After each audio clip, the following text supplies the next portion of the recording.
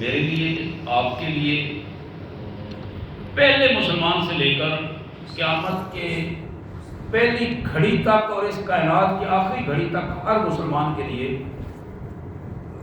اسوہ حسنہ نمونہ ہے۔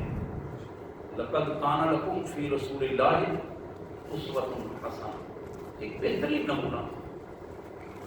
یہ نمونہ میرے لیے، آپ کے لیے میں نے عرض کیا، اور خود محمد کریم صلی اللہ علیہ وسلم کے اپنے گھر والوں کے لیے، آپ کی اپنی بیویوں کے لیے، بیٹیوں کے لیے، بچوں کے لیے، نواسوں کے لیے، دامادوں کے لیے، ایک ایک فرد کے لیے محمد کریم صلی اللہ علیہ وسلم کی مبارک زندگی کمال نمونہ ہے۔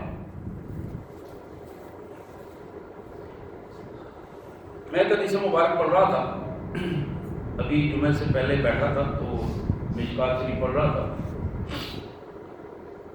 اسامہ بن زید نبی رحمت صلی اللہ علیہ وسلم کے خادم خاص کے بیٹے، بڑا پیار تھا حضور صلی اللہ علیہ وسلم کو ان سے، جھولی میں بٹھاتے اکثر۔ بلکہ اس سے پہلے وہ ایک حدیث میں پڑھ رہا تھا کہ اسامہ کے ناک سے کچھ گندگی بہی، تو رسول اللہ صلی اللہ علیہ وسلم نے سیدہ عائشہ صدیقہ ہماری ماں ام المومنین کے پاس بیٹھی تھی، انہوں نے کہا کہ اللہ کے رسول آپ پیچھوں میں ذرا گندگی صاف کر دوں۔ آپ نے کہا نہیں عائشہ میں صاف کرتا ہوں۔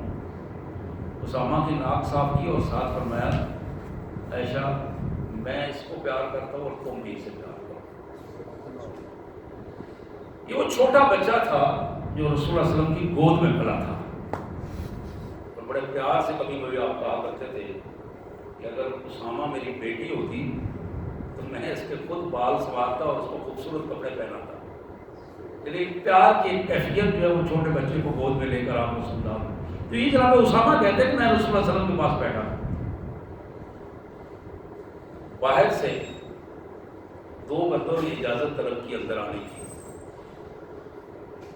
میں گیا، دیکھا ایک حضرت علی تھی اور ایک حضرت عباس تھی۔ رسول اللہ صلی اللہ علیہ وسلم کے چچا زاد بھائی جناب علی کرم اللہ وجہہ، جناب عباس رضی اللہ تعالیٰ عنہ حضور صلی اللہ علیہ وسلم کے سگے چچا۔ اب ان دونوں نے وقت باہر کھڑے ہو کے اجازت طلب کی۔ اسامہ کہتے ہیں کہ میں اندر گیا، اللہ کے رسول صلی اللہ علیہ وسلم سے عرض کی کہ حضور باہر یہ دو فرد آئے ہیں اجازت مانگ رہے ہیں، ایک حضرت عباس ہیں اور ایک حضرت علی۔ آپ نے پوچھا اسامہ جانتے ہو یہ کیوں آئے ہیں؟ کہا اللہ کا اللہ اس کا رسول جانے، میرے علم میں تو نہیں ہے۔ فرمایا میرے اللہ نے مجھے بتا دیا ہے کہ یہ کیوں آئے ہیں، میں جانتی ہوں، میرے مالک نے مجھے بتا دیا ہے کہ یہ کیوں آئے ہیں۔ اچھا تم ان کو بلاؤ۔ وہ دونوں اندر آئے، اللہ کے رسول صلی اللہ علیہ وآلہ وسلم نے ان دونوں سے پوچھا کہ کیسے آنا ہوا۔ ایک چچا تھے، ایک بیٹا تھا، چچا زاد بھائی بھی تھا اور داماد بھی تھا، دونوں قریبی رشتہ دار تھے۔ بٹھایا تو حضرت عباس نے کہا اللہ کے رسول صلی اللہ علیہ وسلم ہم ایک عرض کرنا چاہتے ہیں کہ آپ کو اپنے اہل و عیال میں سے ہم میں سے کون پسند ہے؟ تو باہر ظاہر اس میں بات ہو رہی تھی، وہی بات اللہ کے رسول صلی اللہ علیہ وسلم کے سامنے آ گئی۔ حضور صلی اللہ علیہ وسلم مسکرائے اور آپ نے فرمایا کہ مجھے اپنے سارے خاندان میں فاطمہ بنت محمد زیادہ پیاری ہے۔ مجھے اپنی بیٹی، یہ صرف بیٹی نہیں، میرے بھائیوں میری بہنوں، فاطمہ سلام اللہ علیہ ایک پاکیزہ کردار کا نام ہے، ایک سمبل ہے، کردار ہے، ایک نمونہ ہے۔ میری ماؤں کے لیے بھی، بہنوں کے لیے بھی، بیٹیوں کے لیے بھی، بحیثیت بیوی ایک نمونے کا نام ہے، ایک کردار ہے پورا۔ اس کردار کو محمد کریم صلی اللہ علیہ وسلم نے فرمایا مجھے فاطمہ بنت محمد اپنے سارے خاندان میں سب سے زیادہ مجھے وہ پسند ہے، اس سے پیار ہے۔ جناب عباس کہنے لگے حضرت وہ تو خواتین کی بات ہے، ہم اپنی بات کر رہے ہیں، ہم دونوں میں سے۔ حضور صلی اللہ علیہ وسلم نے فرمایا کہ علی سے زیادہ محبت ہے۔ بات حضرت عباس کو بڑی عجیب سی معصوم ہوئی. عرض کیا اللہ کے رسول صلی اللہ علیہ وسلم آپ نے اپنے چچا کو پیچھے چھوڑ دیا؟ فرمایا ہاں چچا محترم علی نے ہجرت میں آپ سے سبقت لے لی تھی. اگر اندازہ کیجیے کہ بات کیا ہو رہی ہے, اس کی دلیل کیا پیش کی جا رہی ہے, خوبصورت دلیل, اور وہ للہیت کی دلیل, دین میں سبقت کی بات کہ چچا آپ قابل احترام ہیں, لیکن علی وہ ہے جو سابقون الاولون میں سے ہے. علی نے جو ہی دین کی بات سنی اس پہلی محفل میں جو 3 دن حضور صلی اللہ علیہ وسلم نے دین کی دعوت کے لیے محفل کی تھی, جناب عباس اس میں موجود تھے, باقی لوگ بھی موجود تھے, لیکن وہاں سے آپ کی دعوت پر لبیک کہنے والا جو فرد تھا وہ صرف علی رضی اللہ عنہ سے. انہوں نے کہا تھا اللہ کے رسول صلی اللہ علیہ وسلم, بھائی نہیں کہا, اللہ کے رسول صلی اللہ علیہ وسلم, میرے آقا میں کمزور ہوں, چھوٹا ہوں, لیکن آپ نے جو دعوت دی ہے میں اس دعوت کو قبول کرتا ہوں اور میں ہر جگہ پر آپ کے ساتھ کھڑا ہوں گا. عمر چھوٹی تھی لیکن اس دعوت کو قبول کیا. قریش نے مذاق کیوں اڑایا, بلکہ آپ نے اس وقت کہا کہ لوگوں علی کی اطاعت کرو, علی کے پیچھے لگو. وہ بڑے بڑے جو برزمیر تھے برادری کے, وہ کہنے لگے, ابو طالب کو اشارہ کر کے کہنے لگے تم ابھی اپنے بیٹے کے پیچھے چلو, اس چھوٹے بیٹے کی بات مانو, بھائی محمد یہ کہہ رہا ہے کہ اس کی بات مانو. مذاق کوئی بات اڑا دی. حضرات یہ وہ علی تھے رضی اللہ تعالی عنہ, ام المومنین سیدہ عائشہ صدیقہ سلام اللہ علیہ, یہ بخاری اور مسلم کی حدیث ہے,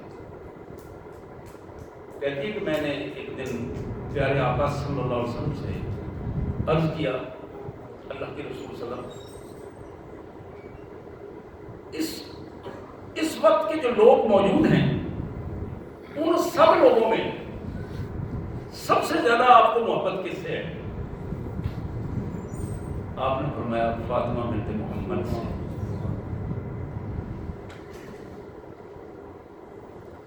ام المومنین نے دوبارہ درخواست کی کہ میرے آقا مردوں میں سے کس کو آپ زیادہ چاہتے ہیں؟ فرمایا اس کے خاوند علی بن ابی طالب.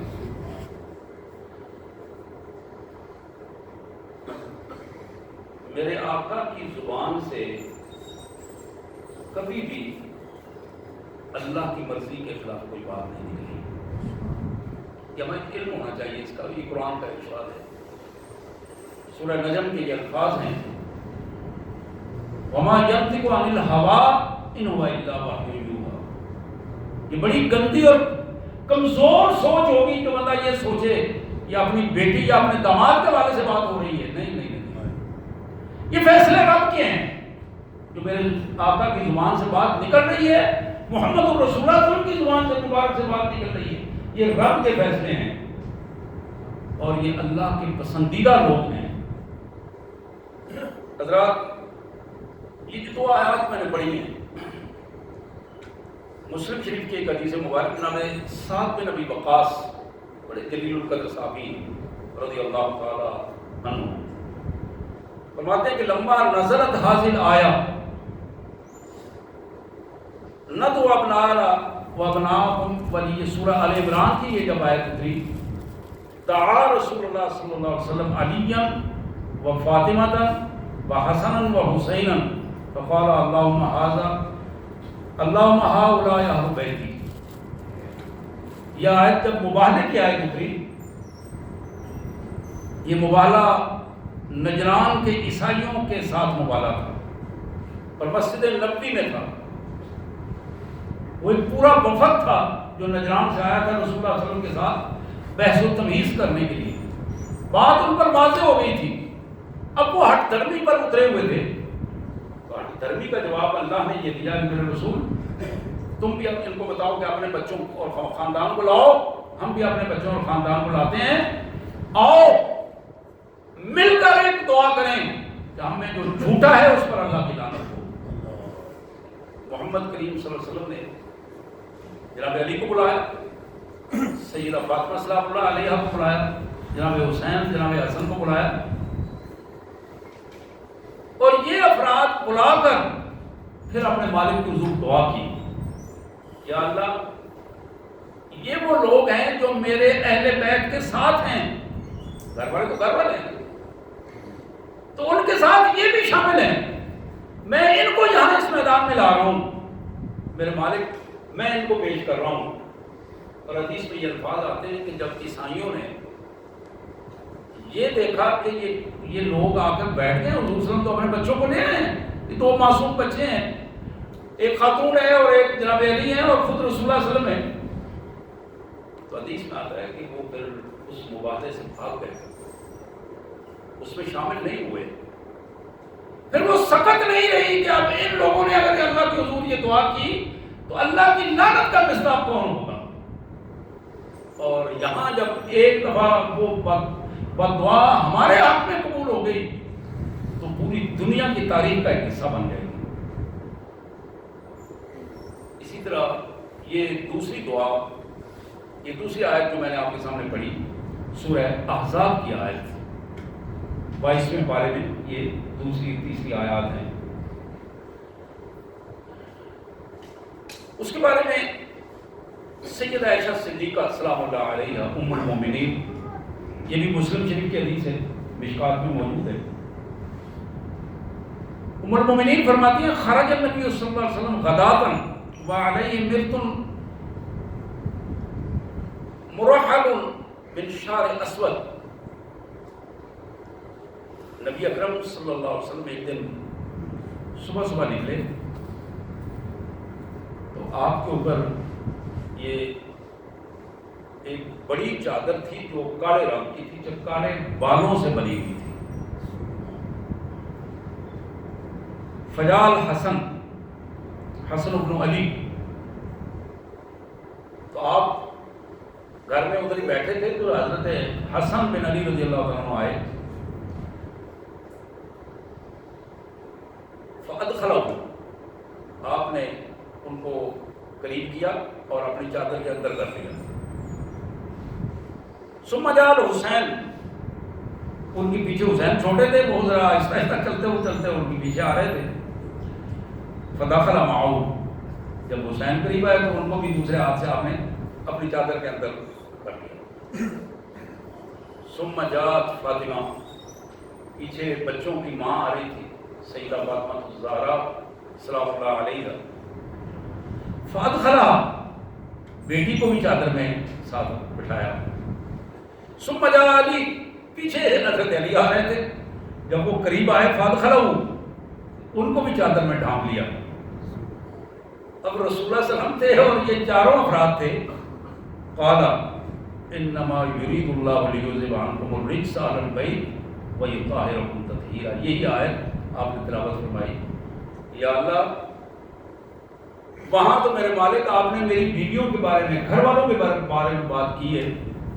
میں اپنے ان بچوں کو جو فاطمہ اور علی کی صورت میں اور ان کے دونوں بچوں کو بھی اسی اہل بیت میں شامل کرتا ہوں، میرے مالک ان کو بھی اسی طرح چادر تطہیر میں لاتا ہوں، جس طرح میرے گھر والوں پر، سیدہ عائشہ صدیقہ پر، سیدہ خدیجہ الکبریٰ پر اور باقی میرے گھر والوں پر یہ اپنی رحمتیں اور طہارت کی چادر ہے، میرے مالک میرے ان بچوں پر بھی اپنی خصوصی رحمت فرما اور ان کے لیے بھی طہارت کا یہی ارشاد فرما دے۔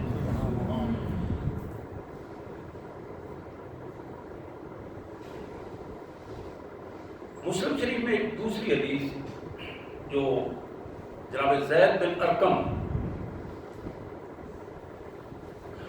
بڑے معروف صحابی ہیں نبی رحمت صلی اللہ علیہ وسلم، یہ اسی عظیم ہستی کے بیٹے ہیں، دار ارقم جنہیں کہا جاتا ہے، جن کا گھر دعوت اسلام کے لیے پہلا گھر تھا جہاں سے دعوت نکلی، دار ارقم، جہاں محمد کریم صلی اللہ علیہ وسلم کے مجموعی طور پر 40 تقریباً ساتھی وہاں مسلمان ہوئے اور وہ اکٹھے ہوا کرتے تھے، ایک اجتماع ہوا کرتا تھا وہاں، رسول اللہ علیہ وسلم حرم میں آنے سے پہلے وہاں بیٹھتے تھے، جہاں حضرت عمر رضی اللہ عنہ بھی گئے اور مسلمان ہوئے، یہ دار ارقم تھا۔ جناب زید بن ارقم جنہوں نے وہ ساری محفلیں دیکھی اور شامل رہے اس میں، کہتے ہیں کہ قال قام رسول اللہ صلی اللہ علیہ وسلم فینا خطیبا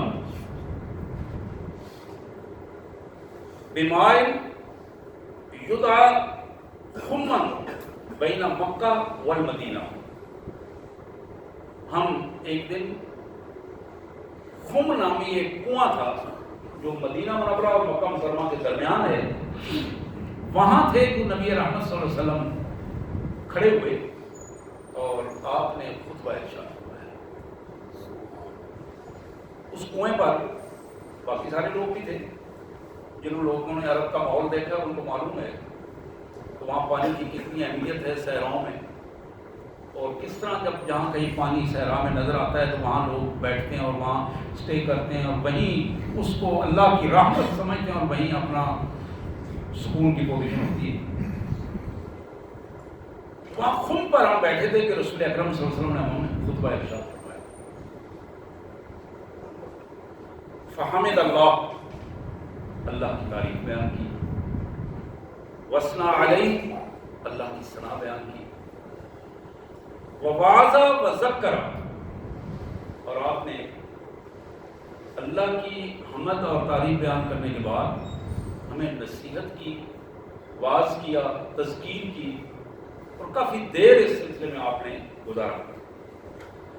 ثم قال، پھر آپ نے یہ باتیں کرنے کے بعد پھر آپ نے ارشاد فرمایا اما بعد، حمد و ثنا کے بعد، الا ایھا الناس انما انا بشر یوشک ان یاتینی رسول ربی فاجیب۔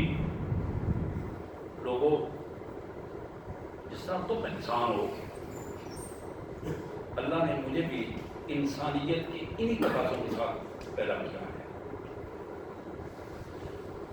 اور ممکن ہے کہ اللہ کا فرشتہ اس کا حکم لے کر کل میرے پاس آ جائے، آنے والا وقت مجھے معلوم نہیں وہ کب آئے، لیکن ممکن ہے جب بھی آئے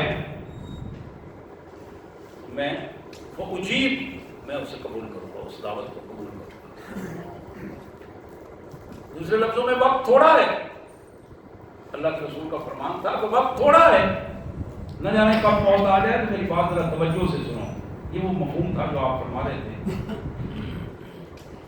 الا ایھا الناس، خبردار ہے لوگوں، انما انا بشر، بلا شبہ میں بھی انسان ہوں، انسانی تقاضے میرے ساتھ ہیں۔ یوشک ان یاتینی رسول ربی فاجیب، ممکن ہے بہت جلد اللہ کا بھجوایا ہوا فرشتہ اس کا حکم لے کر میرے پاس آئے، میں اس کو قبول کروں گا۔ وانا تارک فیکم الثقلین، اور میں جاتے ہوئے تمہیں یہ خصوصی طور پر بتانا چاہوں گا، میں دو بڑی اہم چیزیں تمہارے پاس چھوڑے جا رہا ہوں۔ انا تارک فیکم الثقلین، ثقل کہتے ہیں بوجھ کو، وہ بوجھ جو بھاری ہو، انتہائی قیمتی ہو، اہمیت والا ہو، اٹھانا ذرا مشکل ہو، لیکن انتہائی قیمتی ہو۔ یہ اردو میں استعمال ہوتا ہے، کش ثقل عام لفظ استعمال ہوتا ہے، ثقالت لفظ بھی استعمال ہوتا ہے۔ انا تارک فیکم ثقلین، تو بڑی اہم چیزیں چھوڑے جا رہا ہوں۔ اولہما کتاب اللہ فیہ الہدی والنور فخذوا کتاب اللہ واستمسکوا بہ فحث علی کتاب اللہ ورغب فیہ۔ میرے آقا صلی اللہ علیہ وسلم نے فرمایا ان دونوں میں سے پہلی چیز اللہ کی کتاب ہے، قرآن مجید ہے۔ تو میرے ساتھیوں، فیہ الہدی والنور، تمہارے لیے سیدھا راستہ اس کتاب کے اندر موجود ہے، ہدایت صرف اس کے ذریعے ملے گی۔ اس کتاب کو چھوڑ کر اگر کوئی ہدایت دینا چاہے تو کوئی ہدایت نہیں ملے گی۔ فیہ الہدی، ہدایت صرف اس کتاب میں ہے، والنور، اور ہدایت کا راستہ جو آگے روشن لے جانے والا ہے نتائج کی طرف، وہ بھی صرف اسی میں ہے۔ ہدایت بھی ہے اور نور بھی ہے۔ فخذوا کتاب اللہ واستمسکوا بہ، اللہ کی اس کتاب کو لے لو اور اس کے ساتھ جڑ جاؤ، اسے مضبوطی سے تھام لو۔ تمہاری زندگی کا کوئی شعبہ بھی اللہ کی کتاب سے الگ نہ رہے، تمہاری زندگی کا کوئی شعبہ بھی اللہ کی کتاب سے الگ نہ ہو۔ ایسا نہ ہو کہ تم اللہ کی کتاب کو قسمیں اٹھانے کے لیے، مردے بخشوانے کے لیے، ان چھوٹے چھوٹے کاموں کے لیے استعمال کرو، اور جہاں تمہیں اپنا کاروبار کرنا ہو، حکومتیں کرنی ہوں، تھانے کچہری کے معاملات ہوں، گلی بازار اور گھروں کی خوشیاں غمیاں ہوں، وہاں تم اللہ کی کتاب کو چھوڑ دو۔ نہیں، واستمسکوا بہ، زندگی کا کوئی شعبہ بھی ایسا نہ ہو جو اللہ کی کتاب سے الگ ہو، اس کے ماتحت آ جاؤ۔ فخذوا، اس کو پکڑو، لے لو، واستمسکوا بہ، مضبوطی سے تھامو، اس سے جڑ جاؤ۔ فحث علی کتاب اللہ، کافی دیر محمد کریم صلی اللہ علیہ وسلم اللہ کی کتاب پر یہ لیکچر دیتے رہے، ارشاد فرماتے رہے، ورغب فیہ، اور لوگوں کو ترغیب دیتے رہے۔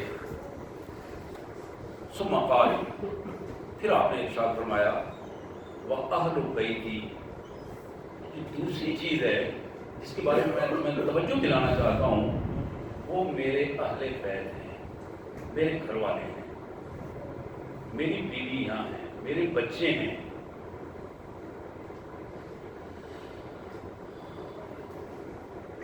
اذکرکم اللہ فی اہل بیتی، میں تمہیں اپنے اہل بیت کے حوالے سے، اپنے گھر والوں کے حوالے سے اللہ کے حضور نصیحت دلاتا ہوں کہ تم ان کے حوالے سے بے حسی کا شکار نہ ہو جانا، زبانوں کو غیر معتاد انداز میں استعمال نہ کرنا، اپنے رویوں کو غلط رویے کے طور پر استعمال نہ کرنا۔ پھر مجھے ایک اور حدیث یاد آ رہی ہے، درمیان میں امام چھوٹی سی حدیث مبارک جو میں پڑھ رہا تھا، رسول اللہ صلی اللہ علیہ وسلم نے فرمایا، لوگوں اللہ سے محبت کرو، اس بنا پر کہ وہ اپنی نعمتوں کو تم پر لٹاتا ہے۔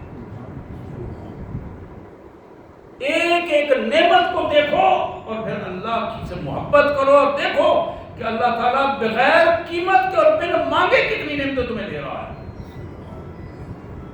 اور پھر فرمایا، مجھ سے محبت کرو اس لیے کہ تم اللہ سے محبت کرتے ہو، اللہ سے محبت کرنے کی وجہ سے مجھ سے محبت کرو، اور مجھ سے محبت کرنے کی وجہ سے میرے اہل بیت سے محبت کرو، میرے گھر والوں سے محبت کرو، لیکن میری وجہ سے کرو۔ اور اس میں اہل بیت میں کوئی ایسا فرد جو مشرک ہو، کافر ہو، وہ اہل بیت میں شامل نہیں ہے۔ تو حضور صلی اللہ علیہ وسلم نے فرمایا، اذکرکم اللہ فی اہل بیتی، اذکرکم اللہ فی اہل بیتی، یہ الفاظ دو دفعہ آپ نے ارشاد فرمائے، بعض حدیث میں 3 دفعہ کے الفاظ ہیں، اور یہ بڑے اہم الفاظ ہیں اس حوالے سے۔ ہمیں اللہ کے رسول صلی اللہ علیہ وسلم کے گھر والوں سے محبت ہے اللہ کے رسول کی وجہ سے، اللہ کے رسول سے محبت ہے اللہ کی وجہ سے، اور اللہ سے محبت ہے اس کے انعامات اور اس کی مہربانیوں کی وجہ سے۔ یہ وہ طریقہ ہے جو محمد کریم صلی اللہ علیہ وسلم نے ہمیں بتایا ہے۔ اور آخری بات جو اس خطاب میں رسول اللہ صلی اللہ علیہ وسلم نے ارشاد فرمائی، فرمایا، کتاب اللہ و حبل اللہ، اللہ کی کتاب وہ رسی ہے جو آسمان سے اللہ نے اپنے بندوں کے لیے بھجوائی ہے، اس رسی کو تھام لو۔ من اتبعہ کان علی الہدی، جس نے اللہ کی کتاب کی اس رسی کو مضبوطی سے تھام لیا وہ بندہ ہدایت یافتہ ہوگا۔ ومن ترکہ کان علی الضلالہ، جس نے اللہ کی کتاب کو چھوڑ کر اپنی زندگی کو، اپنے دین کو، اپنے مذہب کو قصے کہانیوں کے مطابق بنا لیا، لوگوں کے کہنے کہلانے کے مطابق چل پڑا، اللہ کی کتاب کو چھوڑ دیا، کان علی الضلالہ، وہ بندہ گمراہی پر ہوگا، وہ بندہ گمراہی پر گمراہ ہو جائے گا، سیدھے راستے سے بھٹک جائے گا۔ حضرات، یہ آخری حدیث ہے جو میں آپ کے سامنے پیش کر رہا ہوں۔ انشاءاللہ اس کے بعد اگلے جمعے اگر اللہ نے موقع دیا تو اس سے آگے بات ہوگی۔ یہ مسند احمد کی حدیث ہے۔ مسند احمد، امام احمد بن حنبل رضی اللہ رحمۃ اللہ علیہ، 30 جلدوں میں یہ حدیث کی کتاب لکھی انہوں نے، مسند احمد۔ ابو ذر رضی اللہ تعالیٰ کی یہ روایت فرماتے ہیں کہ انہ قال وهو آخذ بباب الکعبہ سمعت النبی صلی اللہ علیہ وسلم یقول، یہ بات میں نے اللہ کے رسول صلی اللہ علیہ وسلم سے حرم کعبہ میں اس وقت سنی جب آپ کعبۃ اللہ کی دروازے کو آپ نے پکڑا ہوا تھا اور یہ بات ارشاد فرما رہے تھے، یعنی آپ اسے اہمیت کی کیفیت کو بھی انہوں نے بیان فرمایا۔ الا ان مثل اہل بیتی فیکم مثل سفینۃ النوح، لوگوں میرے اہل بیت کی مثال تمہارے لیے اس طرح ہے جس طرح حضرت نوح علیہ السلام کی کشتی کی مثال ہے۔ من رکبها نجا ومن تخلف عنها ہلاک، جو شخص اس کشتی میں سوار ہو گیا، جس شخص نے میرا راستہ، میرے اہل بیت کا راستہ اختیار کیا، اس کشتی میں سوار ہوا، نجا، وہ کامیاب ہو گیا۔ ومن تخلف عنها، اور جو اس کشتی میں سوار ہونے سے پیچھے ہٹ گیا، ہلاک، وہ تباہ و برباد ہو گیا۔ اللہ سے دعا ہے اللہ تبارک و تعالی ہمیں محمد کریم صلی اللہ علیہ وسلم کے ان ارشادات کو سمجھنے اور اس کے مطابق اپنے رویوں کو ڈھالنے کی توفیق عطا فرمائے، اور ہر قسم کے تعصبات سے اور ذاتی آراء سے اور لوگوں کے مختلف پروپیگنڈوں سے اپنے آپ کو بچانے کی توفیق عطا فرمائے۔ باقی دعوانا الحمدللہ رب العالمین۔